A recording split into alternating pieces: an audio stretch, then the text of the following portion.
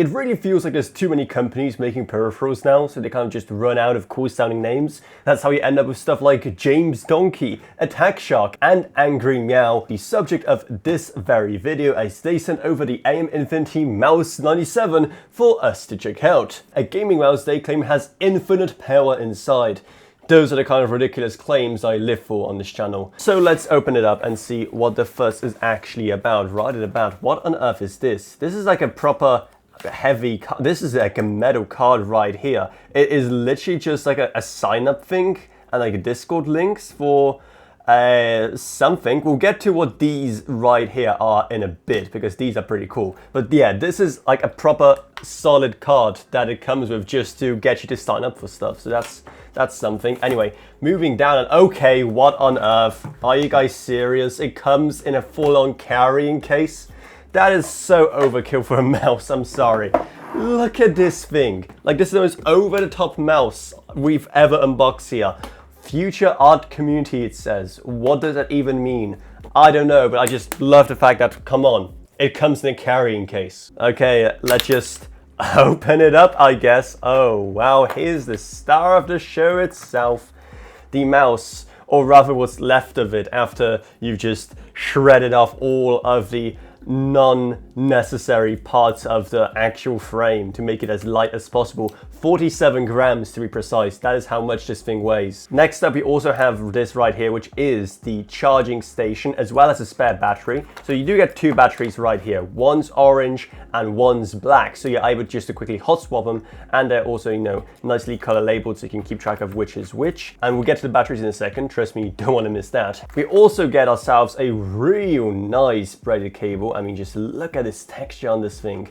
And also a Type-C to A dongle, and even a little baggie for you to store your mouse in when you're traveling or something. That's, again, completely unnecessary, but also pretty cool, I guess, because you can just leave it in there for some reason. And then the final piece of this puzzle is whatever is in this little envelope right here. So you have yourselves additional kind of feet you can add on, just some additional information, grips as well that you can just stick on, as well as all of the instructions you could ever need on how you actually use a mouse. Okay, putting that awesome case to the side for a bit, let's focus on the mouse itself. So design-wise, if you're wondering what the 97 in the name actually refers to, well, it's got to do with the fact that the design of this is literally just based off of a Razer Viper, and it was scaled down just slightly to 97% of its size. Now, luckily for Angry Miao, I'm a huge fan of the Viper. In fact, I've been running my Viper V4 Pro ever since I got it. It's such a great design, it feels really, really nice, and this,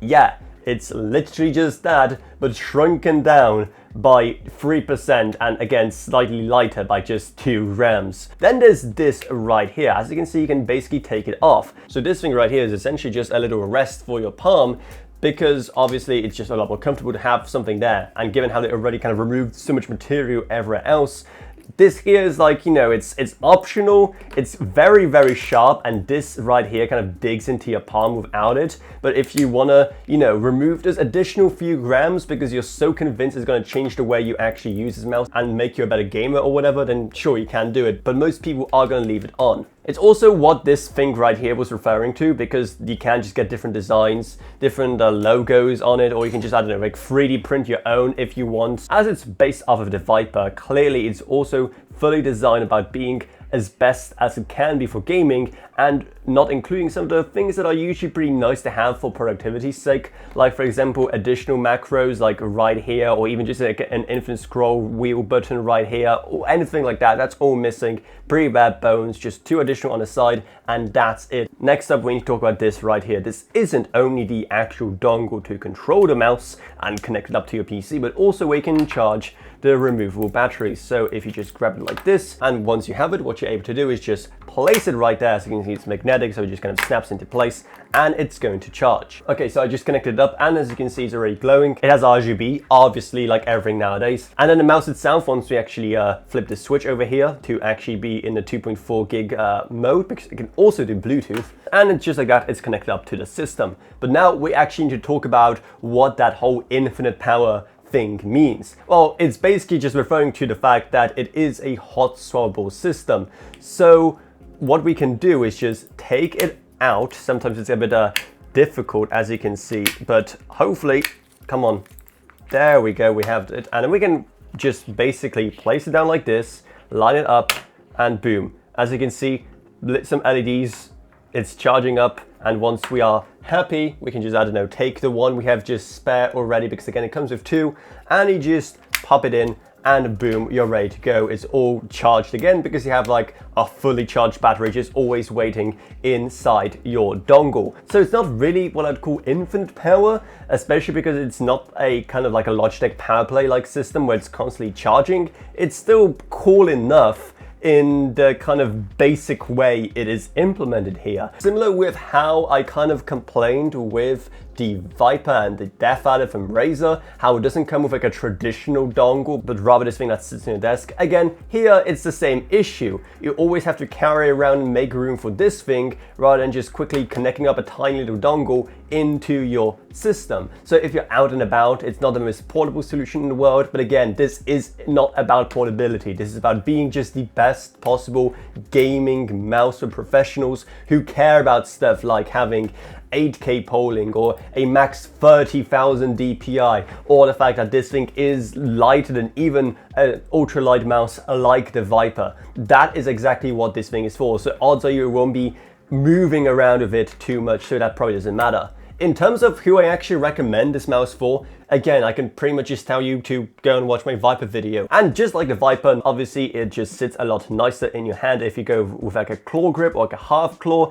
If you have a palm, then you're more in the Razer Death Adder territory right there. And obviously you also miss out on some of the other stuff. So you miss out on stuff like a Razer Synapse. Instead, all of the customization is done via the web-based interface. However, would you believe me if I said that this thing actually costs even more than the Viper, at a whopping $180. This in a lot of ways will be kind of in the same league, convincing yourself you need 8K polling, convincing yourself you need a 47-gram mouse. However, for the most part, it is able to at least stand on its own and not just be a copy of the Viper, but more expensive with stuff like the interchangeable batteries and also with just the design or the fact that you are able to just add whatever kind of palm rest you want right there. Like, that is all pretty cool, but is it going to be enough to justify that kind of price? That's up to you to decide. But you know what's always worth it? Our Patreon, and you get awesome perks on it for as little as $1 a month. Plus huge thanks to Gavin Burns, Justin Rage, Lavroniak, Badish Roken, another student, Meg Sumner, Shane Allcroft, and Mason Magruder. But anyway, that's all it's. I hope you enjoyed this video. If you did, then remember to subscribe, like, whatever, and I'll see you all in whatever I make next. Goodbye, everyone. Goodbye.